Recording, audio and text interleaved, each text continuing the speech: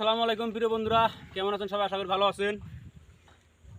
এই যে এক সপ্তাহ থেকে যে টানা বৃষ্টি বা ঝড় বাতাস হচ্ছে, এটা কি প্রাকৃতিকভাবে অন্যান্য বছরের মতো সিজনাল, নাকি যেটা এই রিমালের কারণে হচ্ছে? তো প্রিয় বন্ধুরা, আপনারা ভাবেন রিমাল কি জিনিস? রিমাল কি? রিমাল হলো একটা ঘূর্ণিঝড় বা সাইক্লোন, যেটা নাকি গত সপ্তাহ থেকে বঙ্গোপসাগরে উত্তপ্ত হয়ে যে একটা ঘূর্ণিঝড় সৃষ্টি হয়েছে, তার নামই হচ্ছে রিমাল। যাই হোক প্রিয় বন্ধুরা, আজকে আমি লঙ্গি বিন্দে আসছি, লঙ্গি বিন্দে শুরু করে দিছি। তো রিমালের তাণ্ডবে বাংলাদেশের দক্ষিণাঞ্চলীয় যে জেলাগুলি আছে, খুলনা, বরিশাল, বাগেরহাট, পটুয়াখালী, বরগুনা, এই দক্ষিণাঞ্চল জেলাগুলোতে অনেক তাণ্ডব সৃষ্টি করছে। সেই তাণ্ডবে সেখানকার মানুষের জনজীবন খুব ব্যাহত হয়েছে এবং আমাদের ভারতবর্ষের পশ্চিমবঙ্গ রাজ্যেও এর প্রভাব যথেষ্ট পড়েছে। কলকাতা শহরের কিছু অংশ এবং দক্ষিণবঙ্গের অনেক জেলাগুলিতে এর প্রভাব পড়ে মানুষের ক্ষয়ক্ষতি হয়েছে।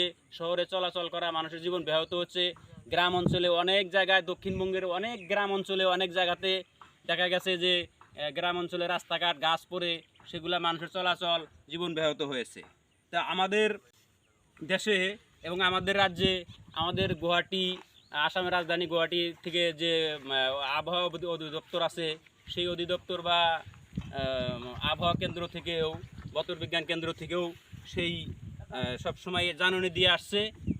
আর সেই সাইক্লোন যে বঙ্গোপসাগরে উদ্যোগ হয়েছিল, সেই সাইক্লোন থেকেই কি আমাদের এই রাজ্যে, যেমন বিশেষ করে কয়েকটা ডিস্ট্রিক্ট আছে এক সপ্তাহ থেকে, ধুবুরি, বঙাইগাঁও, গোয়ালপাড়া, হাইলাকান্দি, ডিমা হাসাও, এই বিশেষ কয়েকটি জেলায় যে প্রচণ্ড বৃষ্টি একে ধারাসারে পড়ে আছে, আর অন্যদিকে যেটা মানে হাওয়া বাতাস, বিশেষ করে রাতে খুব হাওয়া হয়, খুব জোরে বাতাস হয়, সেজন্যে অনেকের গাছপালা ক্ষতি হয়েছে।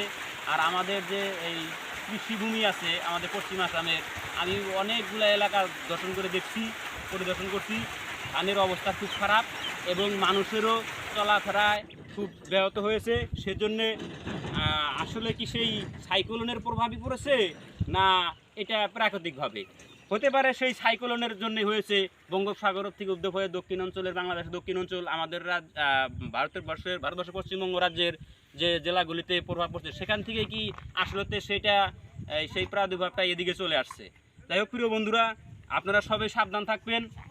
এই নেড়ানেপাড়া বৃষ্টি, হাওয়া বাতাস, এরকম একটা পরিস্থিতির মধ্যে কাজের রুটিন, বিশেষ করে সব কাজেই স্কুল কলেজ বাদ দিয়ে, বিশেষ করে যাত্রাপথে বা কৃষি ভাইদের কাজ কামে অনেক ব্যাহত হয়েছে। আর ধান বা অন্যান্য ফসলেও যে হাওয়া বাতাসের জন্য মাটিতে বিছিয়ে গেছে, এটা খুব ক্ষতির দিকে, অনেকে এই জন্য কাজ করতে পারতেছে না। তা আমি সর্বশেষে বন্ধুদেরকে একটা অনুরোধ জানাই যে আপনারা সবে সতর্ক থাকবেন। যেটা আমাদের দেশেও হাওড়া বতর বিজ্ঞান, গুয়াহাটি বতর বিজ্ঞান থেকে সবসময় এই জিনিসগুলা জানানো প্রেরণ করে আসছে। আপনারা এই হিসাবে জীবন পরিচালনা করবেন। আর দ্বিতীয়ত কথা হলো যে ঝড় তুফান এই সিজনে হয়ে থাকে, কিন্তু সেই বুড়ি আর বেটার কাহিনীর মতো মনে করবেন না যে আমার এক বুড়ি বলে যে আমার ঝুপুরি ঘর, সেখানে সে ভয় পায় না। তার ছেলে বলছিল একটা কাহিনী আর কি, সেটা বলে দেই। যে বেটা বলে, মা তুমি আমার ঘরে আসো। বলে কি, আমার ঘর টিনের দোতলা ঘর। দ্বিতীয়তে বুড়ি বলে যে না বাবা তুমি সেখানেই থাকো, আমার কিছু হবে না। তো এগুলা ভাগ্যর পরিক্রমা বা প্রাকৃতিক দুর্যোগ এগুলো হয়ে থাকে। রাতে ঝড় তুফান এসে সেই টিনের দোতলা ঘরে উড়িয়ে যায়, বুড়ির মতো বুড়ির ঘর ভালোই থাকে। তো এই বিষয়গুলোর প্রতি সেরকম একটা গুরুত্ব কথা না। সর্বোপরি আল্লাহর উপর আপনার সবাই ভরসা রাখেন। সবাই এরকম একটা গা আলাদাও থাকবে না। ঝড় তুফানের দিন আপনার যার যতটুকু সমর্থ সেই হিসাবে চলেন, সেই হিসাবে মজবুত করে ঘর দুয়ারও করেন, আর সময়ের তাগিদা নিয়ে আপনারা কাজ চালিয়ে যাবেন। ইনশাল্লাহ সবাই ভালো থাকবেন।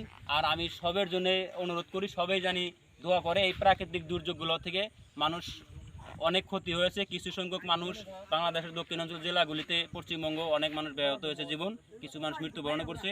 তাদের সব আত্মার প্রতি আমরা কামনা করি। আপনারা সবাই ভালো থাকেন। আল্লাহ হাফেজ। ভিডিওটা ভালো লাগলে সবাই লাইক করবেন, কমেন্ট করবেন এবং শেয়ার করে দেবেন। সবাই জানি এই বিষয়ে জ্ঞান অবগত হয়।